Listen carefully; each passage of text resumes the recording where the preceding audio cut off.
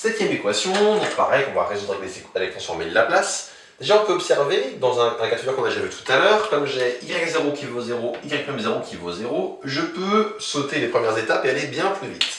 Et donc écrire directement que je vais avoir mon équation caractéristique ici, mon premier caractéristique, ça va être du p carré, moins 1, c'est bien moins 1, j'ai pas terme en y', fois la transformée de Laplace de y en p, égale ici. Alors, transformer de Laplace de 3 exponentielle moins 2, ça va faire du 3 sur p plus 2, plus transformer de Laplace de t au carré, ça va donner du 2 factoriel, donc 2, sur p puissance 2 plus 1, donc sur p au cube. Et transformer de Laplace de 1, c'est 1 sur p. Hop. Alors, ce qu'on va faire, c'est on va mettre tout ça au même dénominateur, sans doute ce qui va être le plus simple et le plus propre pour la suite. Oui, c'est ça, hein, je pense pas qu'on ait une méthode qui aille plus vite. Donc on met déjà tout au même dénominateur. Pour ce faire, on se concentre.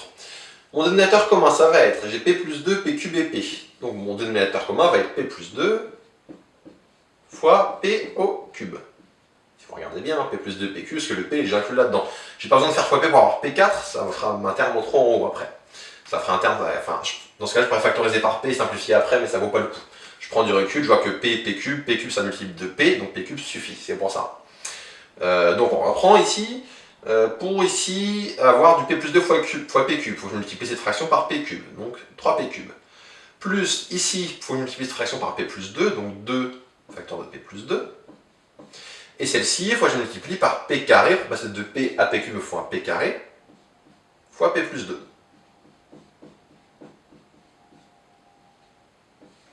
Donc j'en déduis que je vais faire deux choses à la fois. Je vais à la fois simplifier le numérateur et à la fois diviser ici par mon p carré moins 1. Déjà qu'on simplifie par le numérateur, enfin quand je simplifie le numérateur, pardon. On va essayer de ne pas oublier de terme. On va avoir ici du 3p cube plus p carré fois p plus p cube, donc on a du 4p cube.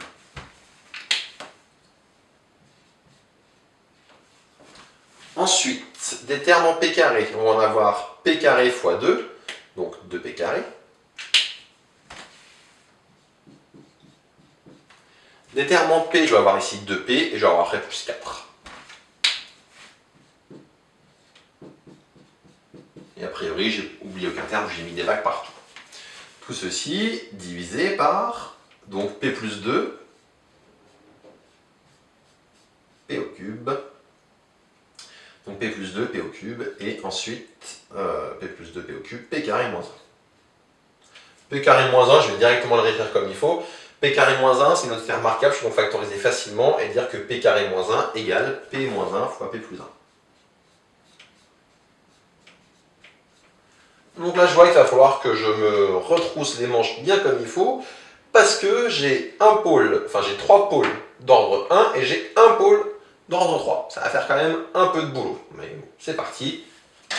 On le fait ce boulot. Alors, égal. Non, je l'écrirai comme d'habitude la forme. Je vais écrire petit parce qu'il va falloir de la place. Donc P plus 2 me fournit un terme qui va être A sur P plus 2. P cube fournit 3 termes qui va être A, pardon, pas A, mais je passe à B après. B sur P plus C sur P au carré plus D sur P au cube. Donc lui, il fournit 3 termes. P-1 fournit un terme, E sur P-1. Et P plus 1 fournit un terme qui va être F sur P plus 1. Hop. C'est parti. Quelles sont les constantes qu'on va trouver facilement? Ça va être la constante A qui est là. Dans ce groupe-là, la plus simple, c'est D, vu que c'est la plus grande puissance. Là, c'est E et là, c'est F. Bon, bah, commençons par faire ça, du coup. Calculer A, D, E et F. C'est parti. Donc, pour A, je vais faire fois P plus 2. Et je vais calculer en moins 2, parce que P plus 2 s'annule en moins 2. C'est parti, on se concentre. Alors, on va avoir du moins 2 au cube. Moins 2 au cube, ça fait du moins 8. Moins 8 fois 4, je vais avoir du moins 32. Donc là, je suis à moins 32. Je vais simplifier déjà un peu. Moins 32 plus 4, ça va me donner du moins 28. Ensuite, là, j'ai du 2 au carré, ça va donner 4 fois 2, 8. Moins 28 plus 8, je suis à moins 20. Et enfin, moins 20 moins 4, je suis à moins 24. sur. Donc quand je fais fois plus 2, ce terme il disparaît. Alors là, ouais, bon, faut pas m'embrouiller, je vais écrire, c'est plus simple. Je vais avoir du moins 2 au cube qui va donner moins 2 au cube, ça va faire du moins 8. Je vais avoir du moins 2, moins 1, ça fait moins 3. Et je vais avoir du moins 2 plus 1 qui fait moins 2 plus 1, ça fait moins 1. Donc là, une parenthèse, fois moins 1. Moins 8 fois moins 3, ça fait 24. 24 sur 24, ça fait 1. Et moins 1 sur moins 1, on trouve donc A égale 1. Si vous regardez, ça s'amplifie assez facilement. Donc B et C, pour le moment, on ne peut pas. On va passer à D. Au moins qu'on fasse B, C et D d'un coup. Ouais, on fera B, C et D d'un coup. Vous allez voir. On va faire E, F. On pourrait faire D, hein, mais comme je vais les avoir les 3 d'un coup, si vous vous souvenez bien, quand j'ai un pôle d'ordre supérieur à 3, on peut avoir toutes les constantes d'un coup. On va faire E, F. Donc E, ça va donner, on fait fois P-1, fois F, et on remplace en 1. Donc P-1 fois F et on remplace en 1, ça va donner, d'abord ici, quand je remplace en 1, ça va être plus facile à faire. 4 plus 2, donc 4 et 2, 6, et 2, 8, et 4, 12. Sur, je remplace donc en 1, P plus 2, ça va donner du 3, fois P au cube, bah 1 au cube ça fait 1, je ne l'écris pas. P-1 il est parti, et 1 plus 1 ça fait 2. Bon bah je trouve 12 sur 6, je trouve donc 2. Ça c'est pour E, maintenant on va faire F. Donc pour F, on fait fois P plus 1, pour petit f, et on remplace par moins 1 parce que P plus 1 s'annule en moins 1. Donc quand on remplace en moins 1, on va avoir du moins 4, moins 4 plus 4 ça va faire 0, tiens. On va avoir ici du, donc on remplace par moins 1, on va avoir du 2, 2 moins 2, ah bon, on trouve 0. Après on trouve 0, ce que je trouve un peu louche pour être honnête. Le P plus 1 et l'autre exponentielle, non pourquoi pas, c'est possible, c'est possible. J'aurais fait le calcul au cas où, mais c'est possible.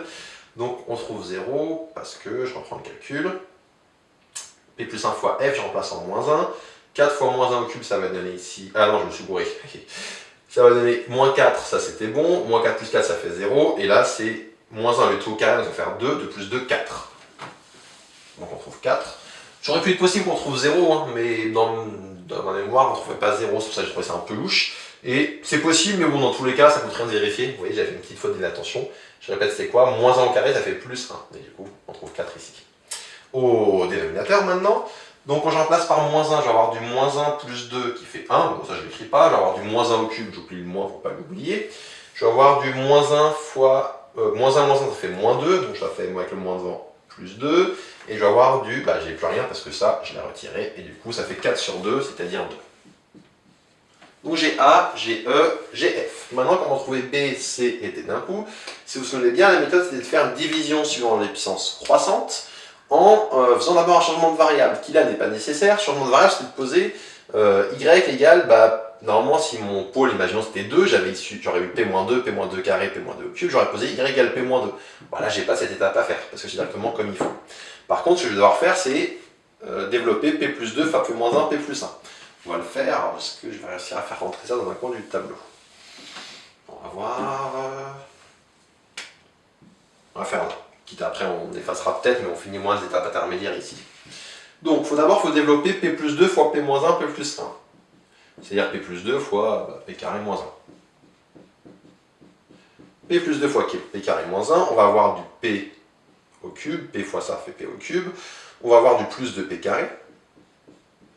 On va avoir du moins P. On va avoir du moins 2. Et je vous rappelle après comment ça fonctionne. Je vais faire la division suivant la puissance croissante de mon numérateur, c'est-à-dire, je vous rappelle, comme c'est puissance croissante, j'écris dans l'autre sens. J'espère que j'aurai la place. 4 plus 2P plus 2P carré plus 4P cube. Il faut laisser un peu de place, si vous vous souvenez bien. Et je vais diviser par ce que j'obtiens ici, c'est-à-dire moins 2, moins P, plus 2P carré, plus P cube. Et quand est-ce que je vais m'arrêter? Je vais m'arrêter quand je vais pouvoir factoriser par P cube mon reste. Donc quand je peux factoriser par P cube mon reste, je m'arrête. Donc il faut que j'aille à l'ordre 2, si vous vous souvenez bien des règles. Donc comment ça fonctionne? Comment je passe de moins 2 à 4? Pour passer de moins 2 à 4, il faut que je fasse fois moins 2. Ça va me donner du moins, et on va avoir, donc moins 2 fois moins 2, ça fait 4, moins 2 fois moins P, ça fait plus 2P. Moins 2 fois 2p carré, ça fait moins 4p carré. Et moins 2 fois p cube, ça fait moins 2p cube. 4 moins 4, ça fait 0. 2p moins 2p, ça fait 0. Ça fait gagner du temps. Hein. 2p carré, moins et moins plus 4p carré, ça va donner du 6p carré. 4p cube, moins et moins plus 2, ça va donner 6p cube. Maintenant, je me pose la question, comment je passe de moins 2 à plus 6p carré? Il faut que je fasse du moins 3p carré. Donc, ça fait moins 2 fois moins 3p carré, ça va donc me donner du 6p carré. C'était le but. Moins 3p carré fois moins p, ça me donnait du plus 3p au cube. Moins 3p carré fois 2p carré, ça me donnait du moins 6p4. Et enfin, moins 3p carré fois p cube, ça fait du moins 3p5. Et donc j'obtiens les 6p carré simplifient. 6 moins 3, j'obtiens du 3p au cube. Moins 6p4, moins 3p5. Et je m'arrête parce que là j'ai bien mon p au cube qui est apparu là, et ce qu'il me fallait parce que là j'ai du p au cube. J'en déduis que donc, est-ce que je vous le fais en mode accéléré pour gagner un peu de temps? Bon allez, ça fait longtemps qu'on l'a pas fait, je vous le fais pas en mode accéléré, au pire je l'effacerai. Donc j'en déduis que ici LYP,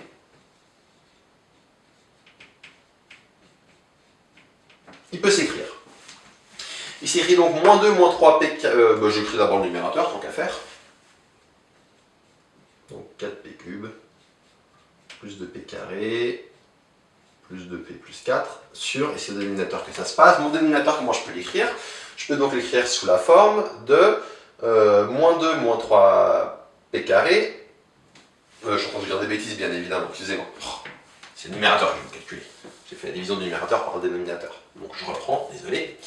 C'est parti. Donc le numérateur, je peux l'écrire sous la forme moins 2 moins 3p carré fois moins 2 moins p plus 2p carré plus p cube plus, je vous rappelle, il faut factoriser par p cube quand on fait la division sur une puissance croissante. P cube facteur de 3 moins 6p moins 3p carré. Le tout divisé par donc mon dénominateur qui valait p cube que j'ai laissé de côté et fois cette chose-là, p plus 2, p moins 1, p plus 1, ça va avoir rien d'autre que moins 2 moins p plus 2p carré plus p cube. Et là je sépare en deux. Quand je vais séparer en deux, qu'est-ce que je vais avoir? Je vais avoir à la fois, ça va simplifier avec ça me donnait donc du moins 2 moins 3p carré sur p cube. C'est ça qui m'intéresse ici. Plus, le reste, je vais quand même écrire le reste, plus 3 moins 6p moins 3p carré, là c'est le p cube qui va partir avec lui, sur moins 2 moins p plus 2p carré plus p cube. Cette partie, je pourrais très bien l'utiliser pour calculer A, E et F, mais comme je l'ai déjà fait, j'en ai pas besoin. Ce qui m'intéresse, c'est cette partie-là, et qu'est-ce que j'obtiens? J'obtiens donc que, là j'ai pas le choix, il faut que je l'efface, et je vais prendre une photo entre-temps.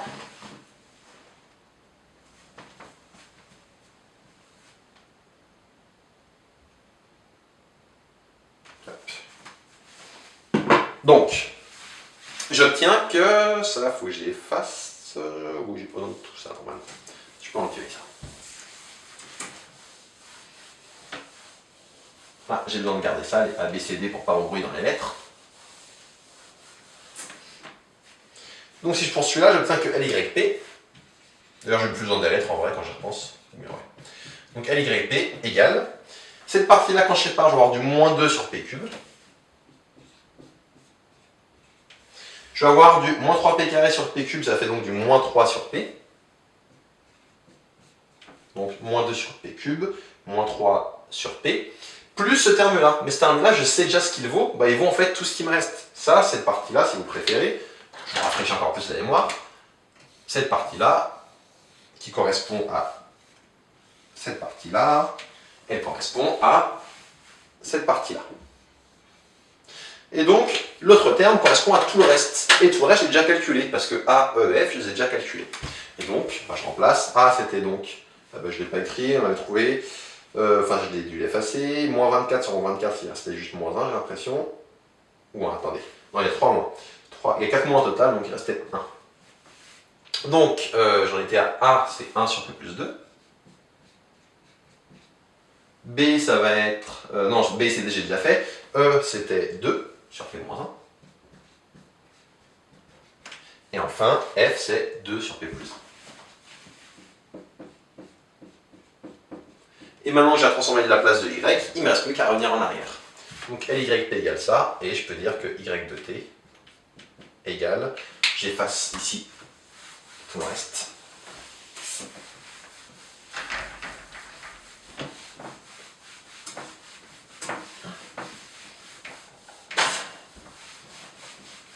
On ne pourra plus le faire après, c'est pas grave.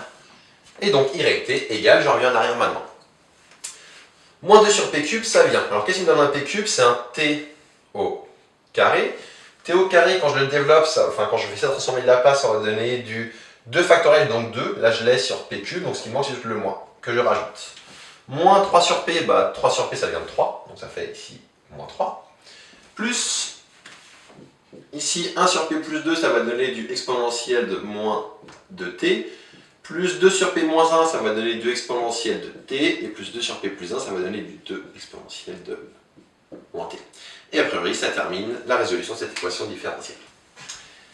Il y a une petite erreur donc dans mon calcul. Quand j'ai calculé f, finalement mon premier calcul était bon, c'est après que je me suis embrouillé. Quand j'ai calculé f, j'ai trouvé f égale à 0 dans un premier temps, puis je me suis dit oulala, je me suis embrouillé et c'est pas 0. En fait, c'était bien 0 et c'est après que je me suis embrouillé. Conclusion, le seul petit changement, c'est que comme f est égal à 0, ce terme n'existe pas et ce terme n'existe pas non plus. Donc voilà la correction, désolé d'être un peu embrouillé. Comme quoi, hein, vivement qu'on soit de retour en TD, a priori ce ne sera pas avant la rentrée prochaine, pour que vous puissiez corriger ces petites étourderies que je fais parfois.